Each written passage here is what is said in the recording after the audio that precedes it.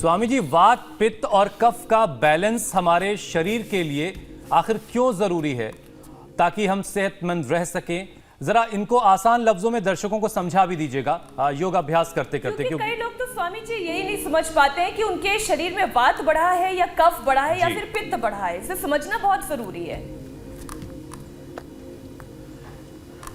देखो, अभी हम कुछ आसन खड़े होके कर रहे हैं, फिर कुछ बैठ के करेंगे, कुछ उल्टे लेट के, कुछ सीधे लेट के। और सबसे बड़ी बात है, आज हम सूक्ष्म व्यायाम और प्राणायाम पर विशेष बल देंगे। और एक बात बताना चाहता हूँ, देखो अभी तो मैं पूरा पसीने से लथपथ हूँ। करीब सुबह से मैं 1 किलो पसीना निकाल चुका हूँ और इसलिए मेरे शरीर में ना वात बढ़ा हुआ है, ना पित्त, ना कफ। त्रिदोषों का संतुलन है, एनाबॉलिज्म, कैटाबॉलिज्म, मेटाबॉलिज्म का, सभी केमिकल सॉस हार्मोन्स का, बॉडी माइंड सोल का, थॉट्स इमोशन एक्शन का जो बैलेंस है, यही जिंदगी है। थॉट्स इमोशंस में जब नेगेटिविटी आती है, wrong thoughts, wrong emotion, reaction, distraction जीवन में शुरू हो जाता है। तो 80 प्रकार के वात रोग हैं, 40 प्रकार के पित्त रोग हैं, 20 प्रकार के कफ रोग होते हैं। ये 140 प्रकार के ये रोग हैं। अब ये कैसे होते हैं, कैसे इनका निवारण किया जाए, इसका जेनेटिक रीजन होता है, खान पान के कारण से होते हैं, ये सब हम बताएंगे। अभी बस थोड़े से अभ्यास बता रहे हैं, क्योंकि वात, पित्त, कफ त्रिदोषों को संतुलित करना है तो संतुलित योगाभ्यास जो इजीली सब कर सकते हैं वही बता रहा हूं मैं। कठिन वाला हम बता चुके हैं, ये वृक्षासन। तो वात रोगों के कारण से सर्वाइकल स्पॉन्डिलाइटिस, पेन सिलिपिटिस, शैटिका, लोमोस्पॉन्डिलाइटिस, एसिलियमस ऑटोमेन डिजीज, जितने भी इम्यून सिस्टम से रिलेटेड प्रॉब्लम्स हैं, न्यूरो प्रॉब्लम्स हैं, उन सब का मूल कारण वात है। अर्थराइटिस, रोमेटॉइड अर्थराइटिस, गाउट, ये सब जो बीमारियां हैं इनका मूल कारण वात है। पित्त के कारण से अल्सर, एसिडिटी, उच्च रक्तचाप, जितने भी स्किन प्रॉब्लम्स हैं, ये आदमी को जितना भी गुस्सा आता है, एंगर आता है, अनियंत्रित आदमी हो जाता है, ये पित्त के कारण से होता है। कहते ना भाई इसके दिमाग में तो बड़ी गर्मी है, या आदमी अपना आपा खो देता है। जितना हम कर पाए उतना बैलेंस एक्सरसाइज करें। बैलेंस एक्सरसाइज का एक अभ्यास सूर्य नमस्कार भी है, तो जो ये कर सके गरुड़ासन, वृक्षासन वो कर लें, और जो ये ना कर पाए वो कम से कम सूर्य नमस्कार करके भी सभी आसनों से होने वाले लाभ को पा सकते हैं।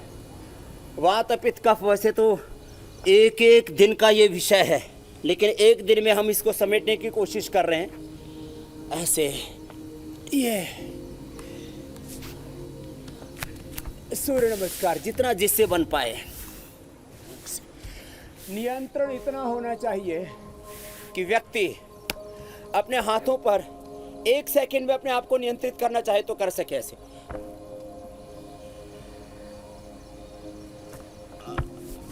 और वापस आ जाए, मीन्स ये नियंत्रण आने में तो वक्त लगेगा। अब मैं थोड़े आसन बताऊंगा, बैठ के, उल्टे लेट के, सीधे लेट के। पहले सूक्ष्म व्यायाम बताता हूं। जिनको अर्थराइटिस है, जैसे हम कहते हैं ना, सूर्य नमस्कार, दंड बैठक 100 बार करनी चाहिए। कपाल भाती, अनुलोम विलोम 100, 200, 500, 1000 उसके स्टॉक्स। ऐसे जिनको अर्थराइटिस है उनको 25, 50, 100 बार ये सूक्ष्म व्यायाम करने चाहिए। और जरा इनके लक्षण भी बता देता हूं। वात रोगों से मैंने कहा हमारे सेंट्रल नर्वस सिस्टम की, पैराफेरल नर्वस सिस्टम की, neuro problems, arthritis, rheumatoid arthritis, एसिलियमस ऑटोमेन डिजीज, सारे मेंटल डिसऑर्डर्स, इसमें भी बड़ा कारण वात रोग है। वैसे तो जो हृदय रोग है, मधुमेह है, इसमें भी वात, पित्त, कफ तीनों कारण होते हैं, लेकिन वो कफ ज़्यादा होता है, आगे पीछे ऐसे गोल गोल घुमाना, जिनको अर्थराइटिस, रोमेटॉइड अर्थराइटिस है। पित्त रोगों में मैंने कहा एसिडिटी, अल्सर, उच्च रक्तचाप, स्किन प्रॉब्लम्स, और कफ रोगों में अस्थमा से लेकर के जितने भी लंग प्रॉब्लम्स हैं, allergic rhinitis, sinusitis, bronchitis, asthma, cancer, lung cancer और कोरोना, ये कफ के कारण से ही है। यदि कफ का संतुलन रहे तो आपका कोरोना कुछ भी नहीं बिगाड़ पाएगा। और अब इसमें आहार भी बता देता हूँ और थोड़ा ये सूक्ष्म व्यायाम आगे बढ़ा रहा हूँ। पीड़ांतक क्वाथ, दशमूल क्वाथ, ये सब वातनाशक है। सर्वकल्प क्वाथ, एलोवेरा, वीट ग्रास, लौकी, ये पित्तनाशक है। और श्वासारी क्वाथ, ये कफनाशक है। ऐसे गोल गोल 10-10, 20-20 बार ऐसे घुमा लिया। देखो हमारे यहाँ मधुर, अम्ल, लवण, कटु, तिक्त, कसाय। कुछ लोग कटु तिक्त कसाय में भेद नहीं समझ पाते। जैसे मिर्च है ये कटु है, नीम है ये तिक्त है, और जो बबूल कीकर बोलते हैं कसाय है। तो ये जो षड्रस हमारे यहाँ पर बोला जाता है, षड्रस, लहसुन में एक रस कम होता है इसलिए उसको रसोन, एक रस ऊन माने कम हो गया। तो खैर, तो जो मधुर, अम्ल और लवण है ये वातनाशक होता है, और मधुर, तिक्त और जो कसाय होता है वो पित्तनाशक होता है। कटु, तिक्त और कसाय ये कफनाशक होता है। तो ये रस चिकित्सा बता दी। ऐसे सूक्ष्म व्यायाम ये करना चाहिए ऐसे। और अभी सूक्ष्म व्यायाम में ही हम बहुत बार कराते हैं बटरफ्लाई। ये कराते कराते आपको मैं बता रहा था रस चिकित्सा कि मधुर, अम्ल, लवण, कटु, तिक्त, कसाय, इनका उपयोग करके कैसे त्रिदोषों का शमन कर सकते हैं। अब बिल्कुल सिंपल घरेलू बातें बता रहा हूँ। और किसी का वात, किसी का पित्त, किसी का कफ दोष बढ़ा हुआ है, उसके मैंने बता दिए उससे कौन कौन से रोग होते हैं, उसके लक्षण क्या हैं। सामान्य रूप से वात माने कहीं शरीर में दर्दें होते हैं, ब्लड का एनर्जी का फ्लो कम हो जाता है। पित्त माने एसिडिटी से लेकर के गर्मी बढ़ने लगती है। वात के अनुभूति शरीर के जॉइंट्स में होती है। पित्त की अनुभूति हमारी आँखों से, हमारे स्किन के ऊपर या हमारे कलेजे में या मलमूत्र में जलन से पता लगता है। और कफ की अनुभूति बलगम से होती है, अक्सर बढ़ जाता है तो उसकी मात्रा बढ़ जाएगी।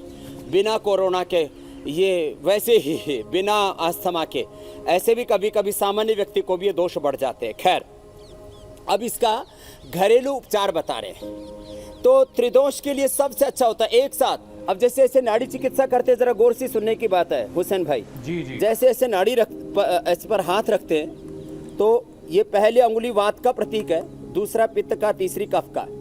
जैसे आप ऐसे रखें और पहली वाली नाड़ी तेज से धड़क रही हो, ये मीनाक्षी जी आप भी सुन लीजिए, और आप भी अपने पति का, और हुसैन भाई आप अपनी पत्नी का, माता पिता का, बच्चों का, किसी का भी नाड़ी परीक्षण ऐसे कर सकते हैं।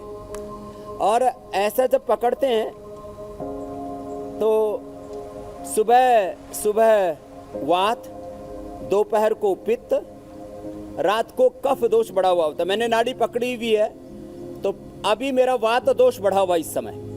अब जैसे जैसे दिन चढ़ेगा, सूरज अब तेजस्विता धारण कर रहा है तो पित्त बढ़ेगा, रात को कफ बढ़ जाता है। ये वात, पित्त, कफ, ये एक आपको नाड़ी चिकित्सा भी बता दी है।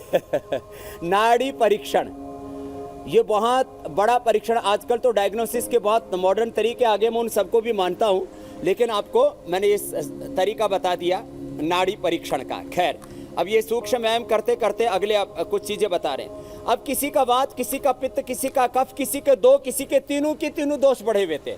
उसको दर्द भी है, उसको एसिडिटी भी है, उसको कफ भी रहता है। तो क्या करें? तो तीन दोष बढ़े हुए हों तो दशमूल क्वाथ पिए, गिलोय पिए, कुटकी, त्रिफला, ये त्रिदोष नाशक है लंबे लंबे श्वासों के साथ। अब घरेलू उपाय एक एक दोष के लिए। वात दोष बढ़ा हुआ है तो मैंने कहा मैंने दशमूल और पीड़ांतक क्वाथ जो है, एक आदमी मैं ऐसे बात करता हूँ रोगियों से तो बोले स्वामी जी मैं तो पतंजलि के जितने भी क्वाथ हैं वो ले करके आ जाता हूँ, कभी मुलेठी, कभी दशमूल, कभी सर्वकल्प, कभी सब पीता रहता हूँ और कुछ नहीं होता। तो बोला आपका ये जो दिव्य पेय है वो पीता रहता हूँ। तो बोले जो भी मिलता है मैं मानता हूँ, बोले कि स्वामी जी सारी जड़ी बूटियां तो देते हैं तो कोई ना कोई तो फायदा करेगी। भगवान ने सारी जड़ी बूटियां ऐसे बना रखी। मैंने कहा भाई ठीक है, इतना तो ठीक है, ज़्यादा आगे मत बढ़ जाना। कभी भांग धतूरा को भी जड़ी बूटी समझ के खा ले और फिर पता लगा कि उठ ही नहीं पाया। तो अब यूँ तो अफीम भी जड़ी बूटी ही है, वो भी पीड़ा में काम आती है, पीड़ा में काम आता है। अफीम को तो अलग अलग औषधियों में प्रयोग करते हैं, यौन रोगों में भी प्रयोग करते हैं, और उसका जो पोषदाना होता है वो मस्तिष्क के रोग और इंदिरा में मैंने बता रहा था पोषदाना और जो है मखाना की खीर बना करके खा लो। तो खैर, तो ये जो है 10 मूल पीड़ांतक वात रोगों के लिए सर्वकल्प और एलोवेरा और जो है लौकी, भूमि आंवला, पुनर्नवा, मकोई, ये सब जो है ये पित्त रोगों के लिए, स्वासारिक वात, श्वास रोगों के लिए। खैर, अब मैं घरेलू उपायों में हल्दी, मेथी, सौंठ, इसका पाउडर बना लें। ज़्यादा वात रोग बढ़ा हुआ है तो इसमें अश्वगंधा और मीठी सुरंजान मिला लें। सुरंजान जो है ये यूनानी औषधियों में बहुत प्रयोग होती थी, लेकिन हमने आयुर्वेद में भी खूब प्रयोग किया है। इसकी ज़्यादा मात्रा नहीं लेनी चाहिए, ज़्यादा मात्रा कैंसरस होती है ये सुरंजान की, यूनानी औषधियों में बहुत प्रयोग होती है। सनाए जैसे बहुत ज़्यादा लेने के ऊपर जो है उससे जो है वो कोलाइटिस बढ़ जाती है।